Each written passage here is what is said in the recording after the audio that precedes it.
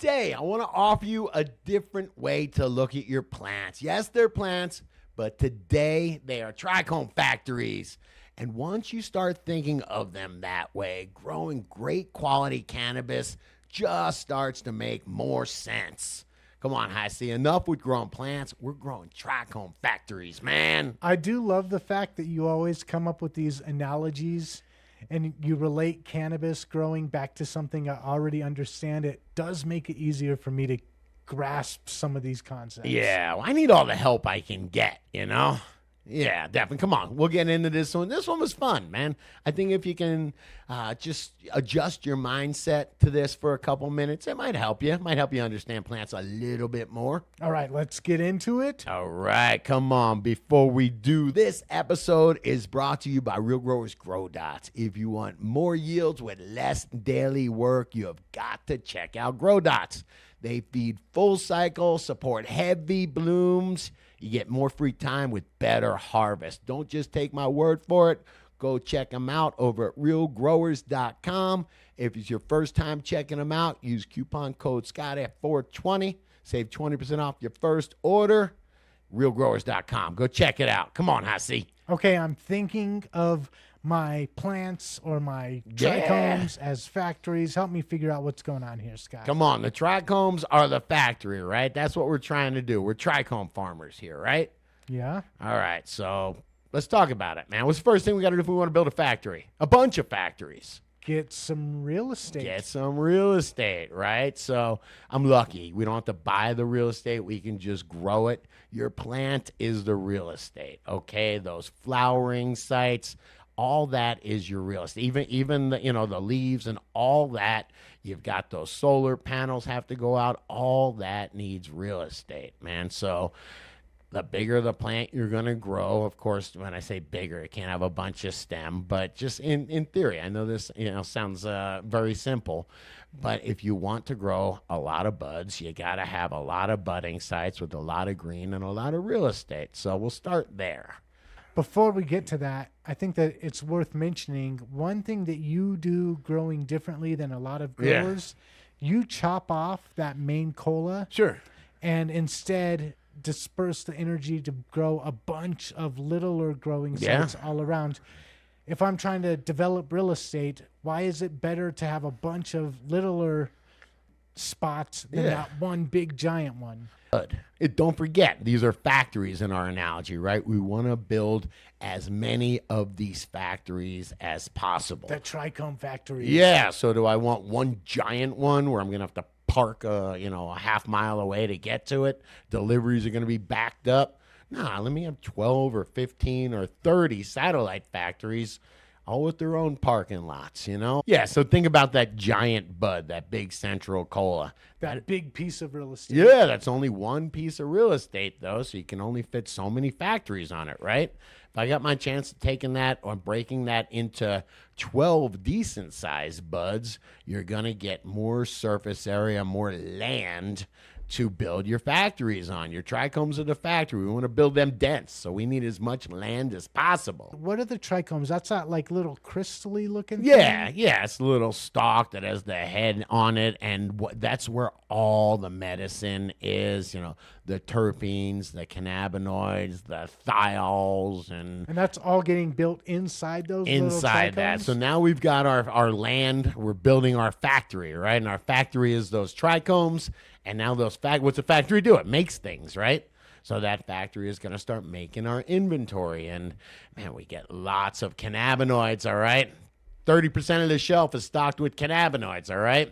Got 5 or 10% of the warehouse stocked with terpenes. All right, 5, I'll say, okay? You know what I got? 4 total in inventory? 4. Thiols. That we need those in the parts per trillion, all right? What are thiols? That's that skunky smell. Yeah, it's that the aroma, sulfur. the flavor. Yeah, but things like, what I mean is like terpenes. You can have 4 or 5% terpenes, not unusual. You can have 3 parts per trillion of thiols. They're super, when we talk about all these compounds, not all of them are created equal. Some are much more stable than others.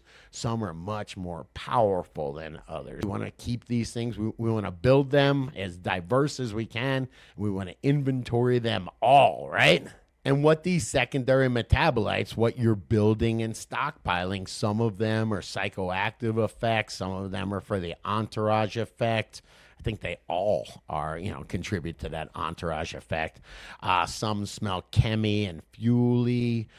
Some smell skunky. Some smell fruity and citrusy. Yeah, so you get all that, and that's your combination. And a lot of times you'll get that. You can build them like those thiols we were talking about, but they're only in this teeny tiny concentration. So you've built the inventory in the factories. Now we got to make sure it stays there. Okay, so I developed my land. I had a bunch of little factories pop up on it, created all this inventory. Now I'm going to go harvest my plants so I can enjoy it. How do I make sure I don't damage all of that inventory? Hey, there's a reason they have climate-controlled warehouses, right? Yeah. Yeah, it's because that once you have this inventory, it's your responsibility to keep it fresh, to keep it active, I'll say, when it comes to the secondary metabolites. And there's definitely things that will destroy them. You can wreck the factory, If the air conditioning goes out in the factory, it can wreck it. Let's talk about some of the ways that people wreck their harvest right after the finish line or right where they think they're at the finish line. What's the most common way people destroy their inventory? It's got to be heat, right? Same with the warehouse, man, all right? If it gets too hot in the warehouse, that sucks. Everything spoils. And what happens with our trichomes is everything volatilizes out. The heat just, things expand and everything just volatilizes out. So you lose all that inventory. And that's the whole point of building these factories was to make and keep and hopefully sell our inventory, right? Or share it with friends. Okay, so a cool area to dry and cure it in. Why do people say dark? Put it in a dark tint, or the canitrol doesn't let any light in. Does light damage the inventory? It does. Light and then oxygen or air, but they contribute to oxidization, and that it changes things. It will change. THC is a good example. That's a cannabinoid. That's the psychoactive cannabinoid we all know and love. Well, if it's light degrades it and oxygen degrades it, it can turn into loses electrons or something like that, but it turns into CBN. And CBN is like the cannabinoid that makes you sleepy. Oh, so you had this great inventory and it can change your inventory. Yeah, I mean, it can change. The terpenes can change. I don't have all the science, but like the linalool can change to other terpenes and other compounds. It was the pinene as to where it just goes into this kind of duller, less pungent compound. It's less aromatic. It's probably less effective too. And then the last one reminds me of my buddy that worked at the UPS warehouse. Oh my gosh, I'm having nightmares already. You would tell me they would just throw boxes around and whatnot. It's just handling. Man, you got to remember these trichomes. It's like this ball of chemicals, super active chemicals, and they're fragile. It's in this factory. It's being stored there.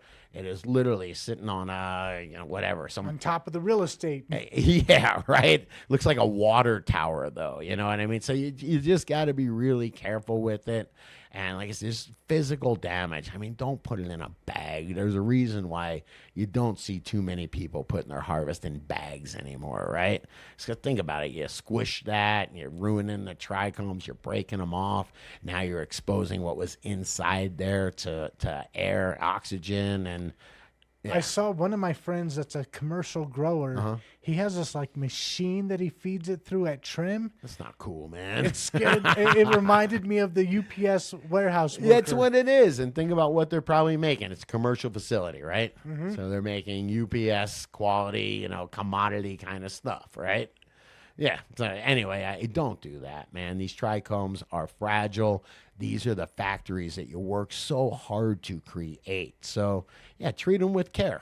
Before, during, after harvest, and yeah, just remember they're fragile. Remember you can break them, and Oh, remember, it's so much nicer when you get to enjoy them in your bowl. Hey, but that is just me. That's how I run my factory. But what about you? What do you think the most important factor is for getting those super trichome rich buds? Let me know in the comments. And if you dug this video, come on, hit that like button, hit that subscribe button, share this video with another grower you know, and check out the other couple of videos YouTube's recommending. We do think you'll dig them.